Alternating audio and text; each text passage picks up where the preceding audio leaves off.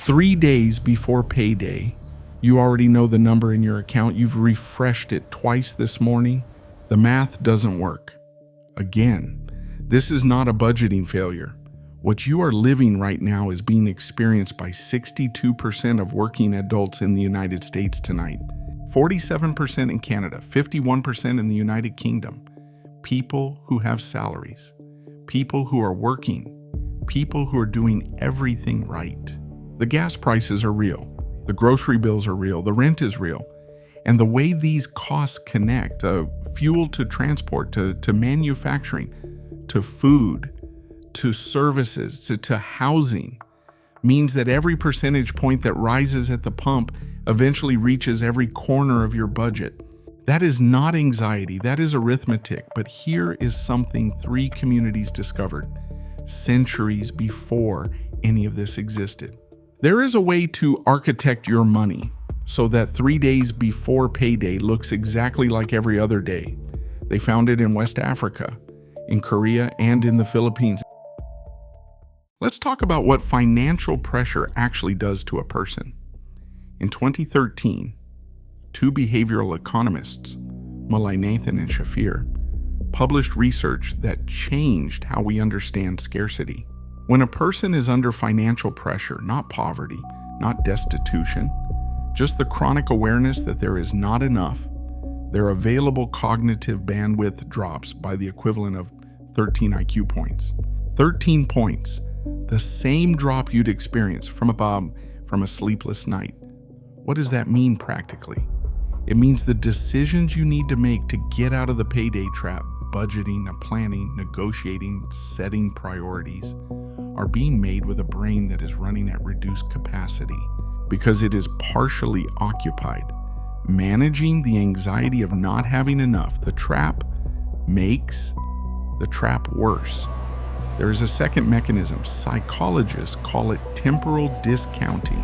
When your future feels uncertain, your brain assigns less value to it. $1 today feels worth significantly more than $1 next week. This is why people spend $4 on coffee on day 28, even when they know payday is 3 days away, and they cannot technically afford it. The present self is anxious. The future self feels abstract. The coffee is concrete. And then there is the shame, the specific shame of earning a real salary in a real job and still running out of money for 3 days before the end of the month. The shame that makes you not quite tell your partner the full picture, that makes you slightly vague with friends about why you're not at dinner. That shame is not information about your character. It is a symptom of a system that delivers costs in a way that does not match the rhythm of income. What you are experiencing has a name. Economists call it the payday liquidity trap. The money exists, it just exists in the wrong time. It arrives on the 1st and the 15th. But the costs arrive every day. The architecture is mismatched. And 500 years ago, in Yoruba land in West Africa, a community built an exact solution without a bank, without a government program, just people trusting each other with money. How much for the pottery? 50 calories, my friend. I will give you 30. The Yoruba people of southwest Nigeria have a word for communal savings, ajo, roughly translated organizational savings. But the translation misses something. Ajo is not savings. It is architecture. Here is how it works. A group of trusted people contribute a fixed amount to a common pool on a regular schedule. The entire pool rotates to one member per cycle. No bank, no paperwork, no credit check, no interest. The genius of Ajo is not the money.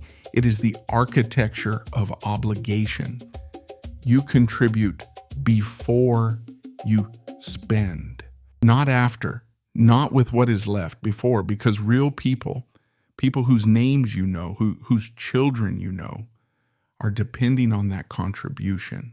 The social bond is the financial system. And this matters right now in 2025 because Nigerian inflation exceeded 28% in 2024 and Ajo circles expanded. They didn't contract, they expanded. Because an ajo is inflation resistant. The pool value adjusts with community needs. No bank can say the same. Your modern ajo does not require proximity. It requires trust. 3 to 10 people, a fixed contribution, even $50 a month, a payment app, a rotating payout. If 10 people contribute $200 a month, one person receives $2,000 every single month, without interest, without debt, without a credit score. That $2,000 arriving when your payday runs short is not a loan. It is your own money, restructured through communities, arriving at the right time. That is what the Yoruba understood 500 years ago. And 10,000 miles away, the Koreans understood it too. The Korean gi has been documented as far back as the Goryeo dynasty, more than 1,000 years ago. Same structure as the aho. Members contribute. The pool rotates. No bank, no intermediary, just obligation. But the Korean context adds something specific. The gi was historically used for the most consequential financial moments. A child's education, launching a small business, purchasing a home. The lump sum, one person cannot accumulate alone. The community accumulates for them. This is relevant right now. South Korea in 2025 faces one of the most acute household financial pressures in the developed world. Household debt is above 200% of income. Housing costs in major cities rank among the highest globally. Young people in their 20s and 30s are forming digital jai circles to raise lump sums. That individual saving would take a decade to produce. There is a concept in behavioral economics called a commitment device, an external structure that makes it harder to behave against your own long-term interest. A gi is the oldest documented commitment device for savings that has ever been recorded. You cannot skip your contribution, not because someone will stop you, but because people you care about are counting on you. That relational accountability is stronger than any app reminder. And then there is the Filipino version.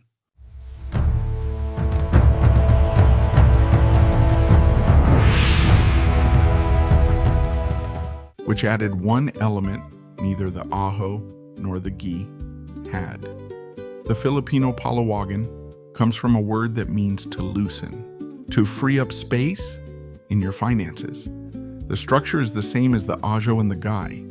What makes palawagan distinct is the explicit link between financial system and relationship.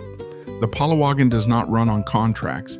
It runs on bayanihan, communal unity, the understanding that we carry each other. Right now, palawagan circles are running in cities across Asia, the Middle East, Europe, and the Americas on payment apps that did not exist 15 years ago. In community centers, in workplaces, wherever people with shared values and shared pressures find each other. The technology is new, the system is ancient, and palawagan adds something, neither the aho nor the gi, built in explicitly. When it is your turn to receive, the group acknowledges it. There is no equivalent recognition.